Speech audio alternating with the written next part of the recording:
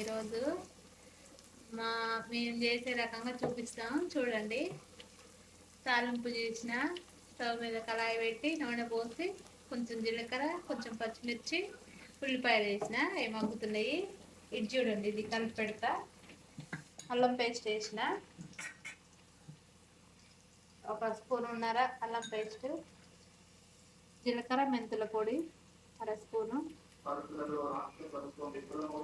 ఉల్లిపాయ పేస్ట్, ఉల్లిగడ్డ నూనెలో వేసుకొని కారం వేసి మిక్సీ పట్టిన ఆ పేస్ట్,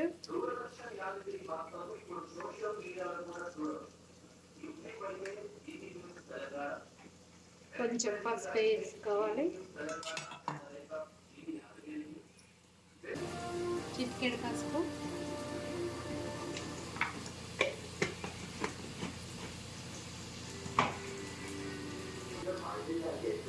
ఒక స్పూన్ ధనియాల పొడి,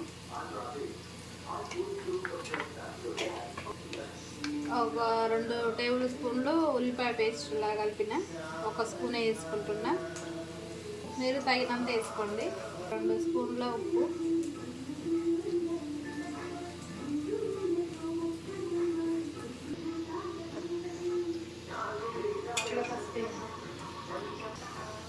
చిటికెడు పసుపు, అందులో కొంచెం వేసినాం కదా, ఇంకొంచెం తాలింపులో వేసుకోవాలి. చిటికెడు పసుపు, చేపలకు వేసినాం కాబట్టి కొంచెం తాలింపులో కూడా వేసుకోవాలి. మీ కొద్దిపోతే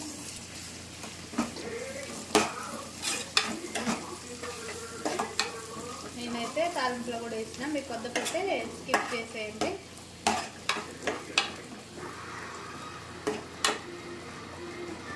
అది మగ్గేలోపు ఇవన్నీ ముక్కలకు పట్టిద్దాం.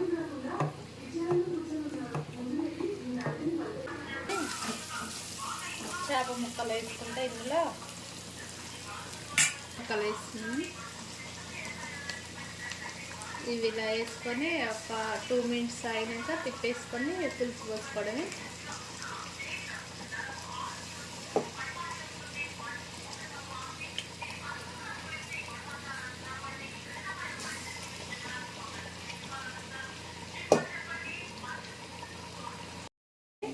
ముక్కలు మగ్గినాయి కదా, చింతపులుసు పోస్తున్నా.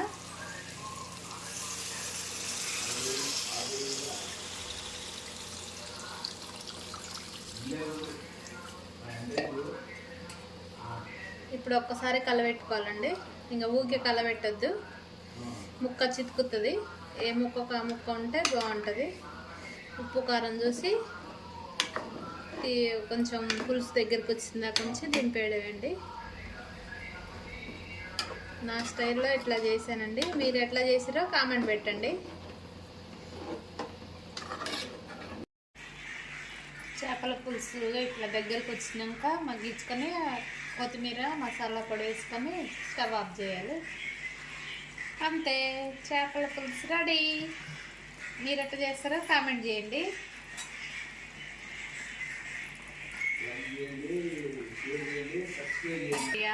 రెడీ అయిపోయింది, చేపల పులుసు రెడీ.